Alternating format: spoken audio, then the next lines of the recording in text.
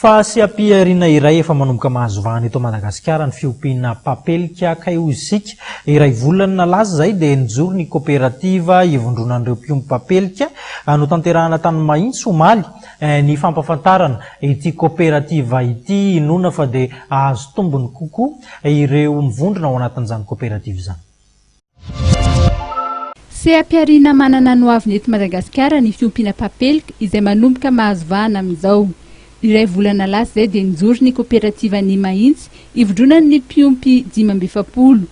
Natsangana ny kooperativa ho an'ny mpiompy madinika sy vaventy ary voalaza fa mahavelona izany lalam-piarina izany.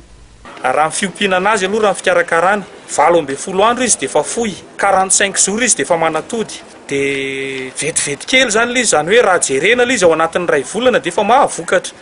Manatody nefa izy mandritra ny herintaona izy manatody fotsiny zany, dia ao anatin'izay herintaona izay manatody isan'andro izy. Eo amin'ny 570 eo nisan'ny mpiompy zany. Raha nisan'ny atody manana atody eo amin'ny mahavokatra atody eo amin'ny 2000 par jour zay amin'izao zany. Dia raha mikasika ny famokarana zanaborona indray matafavoaka zanaborona 2000 par semaine zay. Ny kooperativa ny Mahintso dia ahafahan'ny mpiompy mivarotra ny vokatra amin'ny tsena rehetra. Efa misy raha teo ireo mpandraraha miara-miasa amin'ny kooperativa ary anisan'ny tonga teny mahitsy raha teo omaly ny mpandraraha sy ny solotena ny prospere. Marihana fa miavaka ny atodina papelika noho ny abetsahany proteinina ao anatiny. Voalaza fa maro ny tombontsoa azo avy amin'ny fihinanana atodina papelika manta eo amin'ny lafiny fahasalamana.